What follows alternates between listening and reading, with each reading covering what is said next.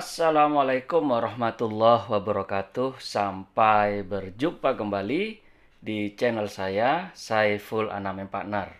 Hari ini saya akan membahas berkaitan dengan putusan pengadilan, yaitu putusan Pengadilan Negeri Pekanbaru melalui putusannya nomor 1170 Pitsus 2021 PN Pekanbaru tertanggal 29 Maret 2022 yang kemudian menjatuhkan pidana kepada 1. Bakti Salim, 2. Agung Salim, 3. Eli Salim, 4. Christian Salim atau Christian, yaitu dengan pidana penjara 14 tahun penjara dan denda sebesar 20 miliar rupiah. Dan apabila denda tersebut tidak dibayar, diganti dengan pidana kurungan masing-masing 11 bulan. Seperti yang kita ketahui bahwa terkait dengan pidana yang dilakukan oleh Salim dan kawan-kawan tersebut, itu kemudian diperkuat melalui putusan Pengadilan Tinggi Pekanbaru yang kemudian memvonis terhadap terdakwa investasi bodong senilai 84 miliar, yakni sebanyak 14 tahun bui. Seperti yang dikutip oleh detik.com pada tanggal 2 Juni 2022, bahwa Pengadilan Tinggi Pekanbaru Riau menjatuhkan hukuman 14 tahun penjara kepada 4 orang terdakwa kasus investasi bodong sebesar 84 miliar. Mereka adalah Bakti Salim, Agung Salim, Eli Salim, dan Christian Salim. Jadi seperti yang kita ketahui bahwa sebelumnya sempat ramai terkait dengan adanya investasi bodong ini yang dilakukan oleh oknum, yang kemudian oknum ini dikenal dalam sebuah grup Vikasa Group, yang kemudian tentu hal ini sangat meresahkan publik pada umumnya. Sehingga kemudian ini saya berharap kepada seluruh aparat penegak hukum agar kemudian tidak main-main dalam hal mengungkap kasus yang melibatkan Vikasa Group ini. Jadi Pengadilan Tinggi saya lihat ini sama atau menguatkan terhadap putusan Pengadilan Negeri, yaitu menjatuhkan pidana selama 14 tahun kepada Bakti Salim, Agung Salim, Eli Salim, dan Christian Salim. Jadi selain 14 tahun, dia juga diperintahkan untuk membayar denda sebesar 20 miliar, dan apabila denda tersebut tidak dibayar, diganti dengan pidana kurungan masing-masing 11 bulan. Jadi yang menarik dalam kasus ini adalah di sini pengadilan memerintahkan agar kemudian mengembalikan atau memberikan ganti rugi kepada saksi dan korban. Jadi korban dan saksi ini diberikan ganti rugi berdasarkan permohonan ganti rugi yang diajukan oleh mereka. Jadi ada 9 orang di sini yang diberikan ganti rugi. Tentu ini merupakan hal yang menarik dan hal yang baru yang kita tahu biasanya hukum pidana tidak mencantumkan atau bahkan tidak ada semacam pengembalian kepada korban. Meskipun saya kira nilai keadilannya tentu dapat dikatakan sangat tidak adil, karena kita tahu korban Vikasa Group ini bukanlah hanya 1-2 orang, akan tetapi terdapat ribuan orang korban yang kemudian dirugikan atas adanya investasi bodong yang dikenal atau kemudian diberitakan di berbagai media. Selain itu, yang menarik pula terhadap putusan ini adalah pengadilan kemudian menyita terhadap beberapa aset yang kemudian terafiliasi atau berhubungan dengan investasi bodong yang dilakukan oleh oknum tersebut. Dalam putusan tersebut dapat kita lihat bahwa banyak aset-aset yang kemudian disita, namun terhadap aset yang disita tersebut itu akan kemudian dipergunakan sebagai pengungkapan dalam kasus TPPU yang dilakukan oleh oknum Vikasa Group tersebut. Sehingga menurut kami ini sangat berbelit-belit atau bahkan sangat tidak efektif dan tidak efisien, sehingga aspek keadilannya tentu masih dapat dipertanyakan seperti itu.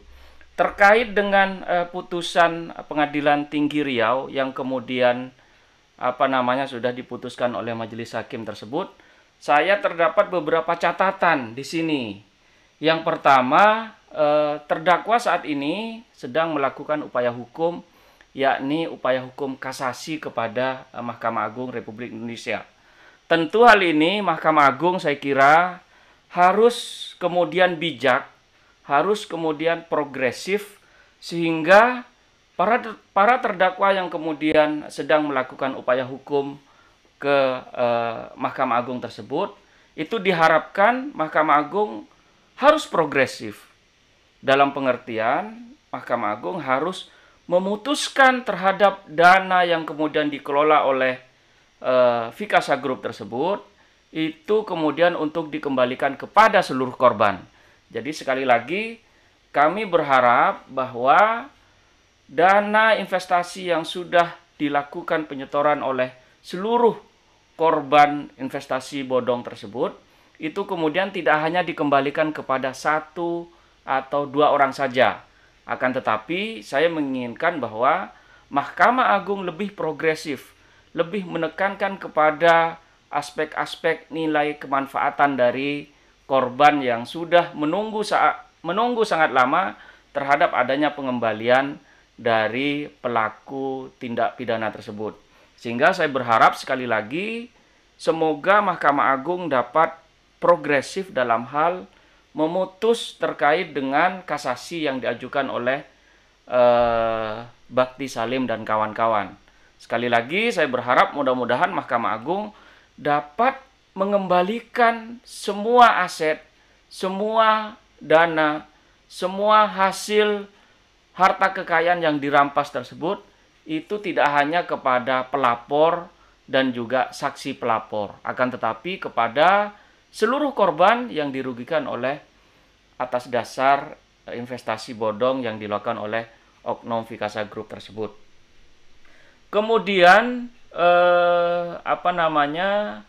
saya juga berharap kepada Mahkamah Agung agar kemudian dapat memberikan terobosan hukum, yaitu dengan tidak terpaku kepada dakwaan yang kemudian didakwakan oleh jaksa penuntut umum, yakni hanya mengembalikan kepada korban atau saksi korban saja. Akan tetapi saya juga berharap Mahkamah Agung lebih progresif untuk memikirkan para korban atau seluruh korban yang kemudian sudah dirugikan oleh adanya investasi bodong ini. Jadi sekali lagi, apa yang sudah didakwakan, apa yang sudah dituntut oleh jaksa penuntut umum, saya kira majelis hakim dapat menganulir seluruh tuntutan yang sudah dituntut melalui Pengadilan Negeri Pekanbaru. Akan tetapi saya berharap kepada Mahkamah Agung atau yang mulia majelis hakim yang memeriksa dan mengadili perkara kasasi yang diajukan oleh keluarga Salim tersebut dapat secara progresif tidak terpaku kepada tuntutan dan juga dakwaan yang sudah didakwakan oleh jaksa penuntut umum pada saat sidang pengadilan negeri di Pekanbaru. Jadi sekali lagi mudah-mudahan seluruh korban ini berharap agar kemudian Mahkamah Agung dapat progresif melalui putusannya, yaitu kemudian mengembalikan kepada seluruh korban hasil dari investasi bodong yang dikenal dengan investasi bodong Vikasa Group. Kemudian tentunya para korban atau ribuan korban harus terlindungi hak-haknya, karena saya kira sudah bertahun-tahun para korban ini menunggu bagaimana kelanjutan dari perkara yang kemudian menimpa ribuan korban. Sehingga sekali lagi para korban ini atau sebagian korban atau bahkan kebanyakan korban kemudian menunggu bagaimana hasil pengembalian ini dapat dilakukan melalui mekanisme hukum yang kemudian akan diputuskan oleh Mahkamah Agung Republik Indonesia.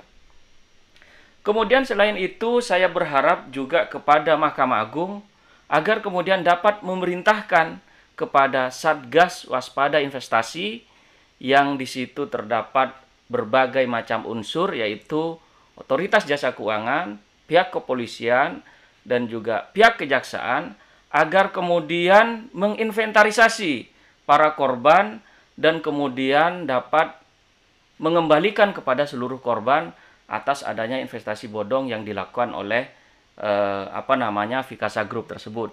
Tidak hanya itu, misalnya Mahkamah Agung juga dapat secara progresif untuk memerintahkan kepada lembaga saksi dan korban. Karena saya kira korban-korban dari investasi bodong yang kuat dugaan dilakukan oleh Vikasa Group ini sangat banyak kemudian memakan korban di seluruh penjuru rakyat Indonesia, sehingga kemudian dapat bagi Mahkamah Agung untuk memerintahkan kepada LPSK untuk melakukan inventarisasi, bahkan tidak hanya melakukan inventarisasi saja, yaitu dapat memberikan pelimpahan atau kewenangan kepada LPSK untuk dapat mengembalikan seluruh dana kepada korban investasi bodong yang kuat dugaan dilakukan oleh Vikasa Group tersebut. Seperti itu. Jadi sekali lagi akhir kata, saya berharap dan mudah-mudahan Mahkamah Agung dapat berguna bagi seluruh rakyat korban investasi bodong, tidak terkecuali adalah investasi bodong yang kuat dugaan dilakukan oleh oknum Vikasa Group tersebut. Mungkin ini yang dapat saya sampaikan. Semoga sekali lagi Mahkamah Agung dapat kita harapkan sebagai lembaga yang dapat membantu rakyat Indonesia yang kemudian mengalami kesulitan atau bahkan sedang mengalami persoalan hukum, problem hukum yang sangat rumit, sehingga sekali lagi mudah-mudahan Mahkamah Agung dapat kemudian progresif melalui putusannya untuk dapat mengembalikan seluruh dana hasil investasi yang kuat dugaan dilakukan oleh oknum Vikasa Group, baik Tiara Global Propertindo TGP atau